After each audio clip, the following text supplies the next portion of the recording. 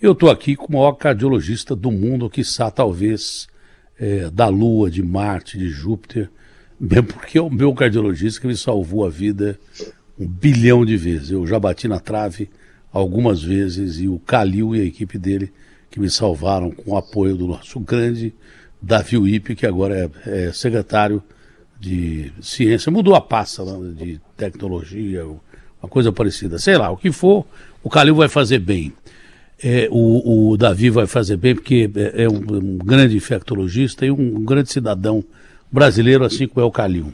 O Agostinho, sabia que o Calil está fazendo um baita de um sucesso na televisão? Está pensando, às vezes, até em largar a cardiologia e ficar só com o programa da CNN ou acertar aqui com a Band. O Calil é um sucesso.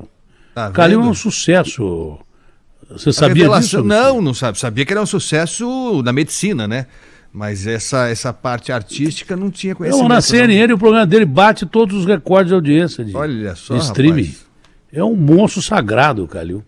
Mesmo porque o Calil fala simples e dá para as pessoas entenderem. E aquela história do médico, né? Não tem um cara que fala com o médico, você encontra o médico numa festa, olha, eu tô com uma dor aqui, o que o senhor acha que é? Eu não sei se é por isso que o Calil não vai muito em festa, mas é mais ou menos isso, e todo mundo quer saber de saúde. Doutor Calil, quanto à hipertensão, o que é que as pessoas têm que fazer para manter boa parte da nossa audiência de gente com mais de 50, 60 anos, né, onde aparecem os problemas. Tem jovens que têm também, mas aí já é outra coisa. Mas o que é que a pessoa deve fazer para manter a pressão controlada, pressão sanguínea controlada e exames para detectar sintomas que podem levar alguém a fazer exame por causa de pressão? Prazer grande em te ver aqui. Bom dia. Atena, bom dia a todos. Não, primeiramente, a hipertensão é um mal silencioso. É uma doença silenciosa que ela pode afetar o coração, o cérebro, os rins. Para vocês terem uma ideia, a doença cardiovascular, que é infarto e o derrame cerebral, o acidente vascular cerebral, são as doenças que mais matam no mundo. Milhões de pessoas morrem por ano no mundo dessas doenças. E no Brasil, milhares de pessoas por dia. A hipertensão é um dos fatores de risco. Então, ela deve ser controlada. E é uma doença grave. Quer dizer, quando não controlada. 30% da população do Brasil, 1/3, tem hipertensão arterial. Não todos diagnosticados. Mas o dado mais importante é que dos diagnosticados, dos pacientes que sabem ser hipertensos, só 20% consegue controlar a pressão adequadamente por aderência ao tratamento. 80%, quer dizer, não consegue ou aderir ao tratamento, e o tratamento vai desde exercícios, dieta balanceada, dieta com pouco sal e medicação. Mas só 20%, na verdade, dos hipertensos do Brasil, que é grande parte, aí uma grande concentração de pessoas, conseguem controlar a pressão adequadamente. Então, estão sujeitos aos riscos da hipertensão. E, por exemplo, os jovens... Se é um mal silencioso, como é que o cara percebe que ele tem hipertensão? O mal silencioso, porque na verdade é o seguinte, percebe muitas vezes, vai tirar a carta, o exame de carta de motorista, é hipertenso. Vai entrar numa academia, tem que fazer o exame médico, aí descobre que é hipertensão. Então, muitas vezes é por acaso. E outras vezes, a pessoa faz a avaliação clínica, depois de uma certa idade, 40 anos, sei lá o quê, e vai descobrir que tem pressão alta, né? Claro que os sintomas, muitas vezes, podem aparecer, uma dor de cabeça estranha, um mal-estar, vai procurar um médico e faz diagnóstico da hipertensão arterial. E, principalmente, chamando a atenção que é uma doença hereditária, passa de pai para filho. 90% das vezes é uma doença hereditária. Então, se você tem seu pai, sua mãe hipertenso, você já tem que ficar prestando atenção e, obviamente, fazer a medição de vez em quando da pressão para o diagnóstico de hipertensão. Desde o diagnóstico feito, obviamente, tem que seguir a orientação médica.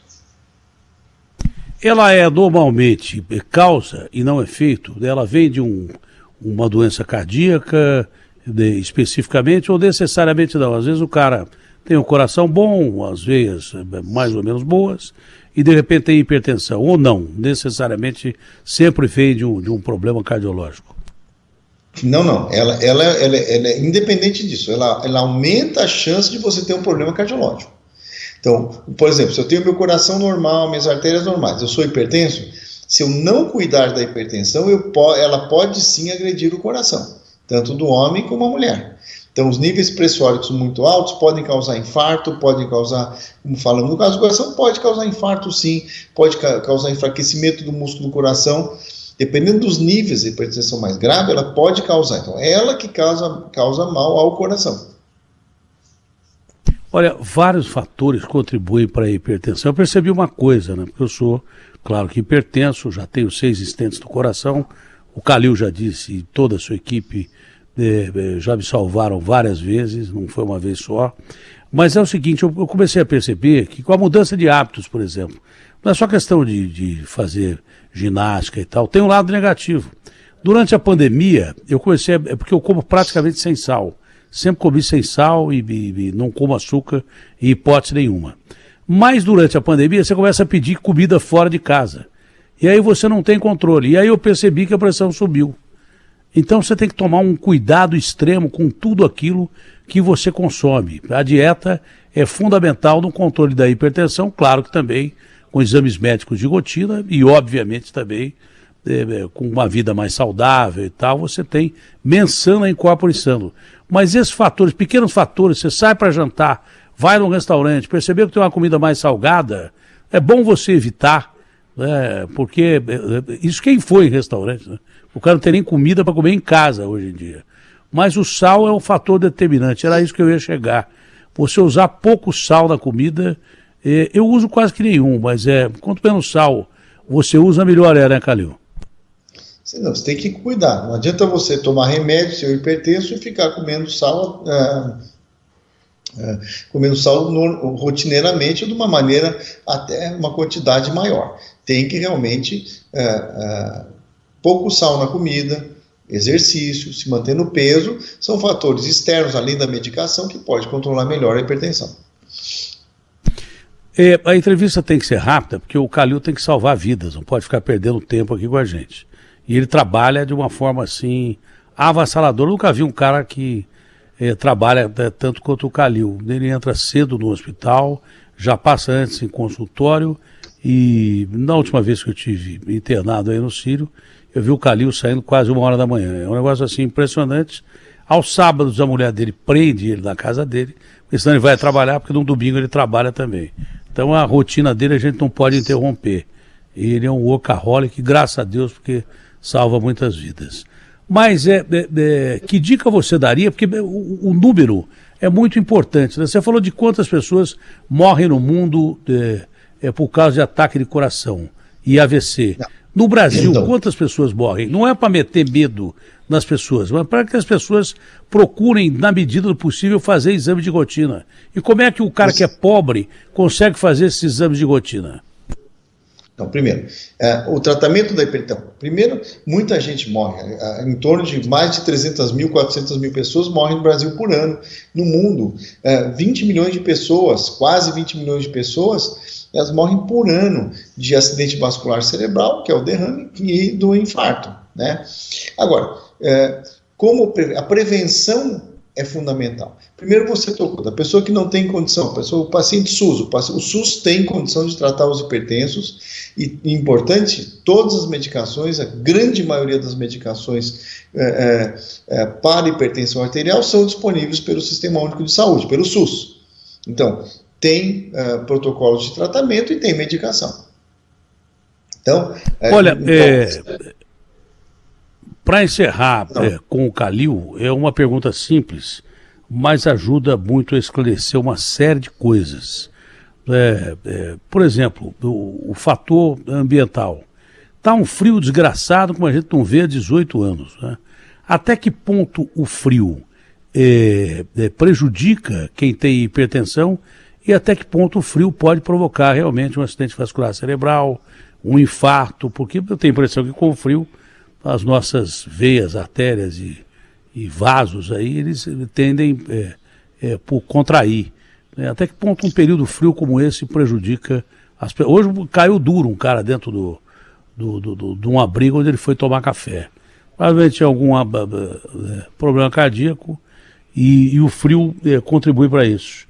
Mas até que ponto o clima contribui para isso, Calil?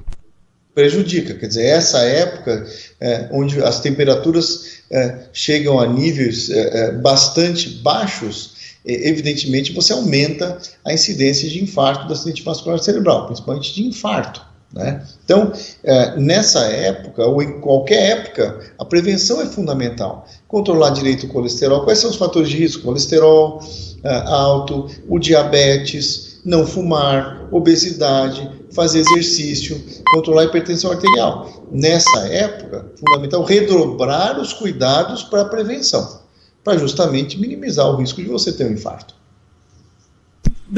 De uma forma bem definitiva e curtinha, a última pergunta, qual é o sintoma que o cara deve estar atento que pode indicar um problema cardíaco ou um problema cerebral que possa dar um AVC, um infarto? Um sintoma que a pessoa pode passar desapercebido, mas que é bom o sujeito checar.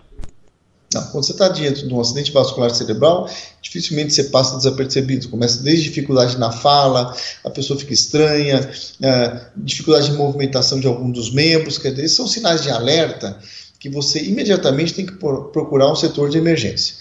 No caso do infarto, a dor clássica, o sintoma clássico é uma dor no peito, em aperto, que pode caminhar para o pescoço, seguido de falta de ar, irradiando para o membro, para o braço esquerdo, por exemplo. Esses são sintomas clássicos do infarto. Porém, em quase metade das situações, são sintomas que enganam. Uma dor de estômago, por exemplo, estranha, pode sim você estar diante de um quadro de insuficiência coronária.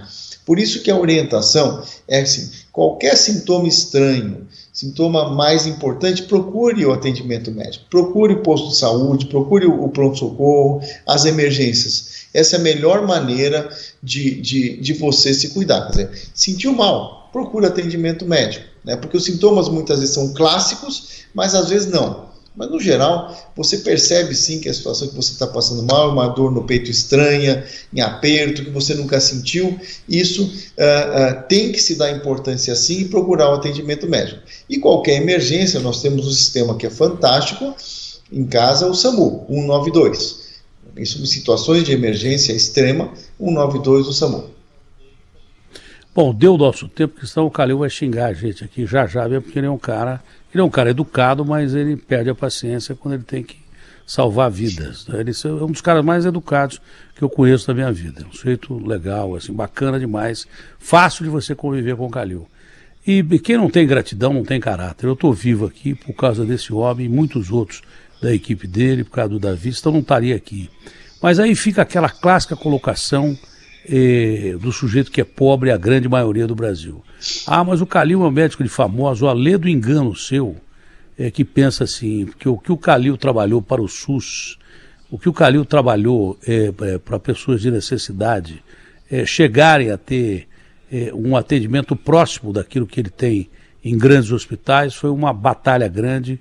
Começou acho que no HCOR, que estava quebrado, o Calil reduziu uma dívida bilionária, tornou aquilo funcional e acredita muito do SUS. Acredita demais no SUS. Antes das pessoas acreditarem por causa da pandemia, o Calil falava, olha, a salvação do país é o SUS.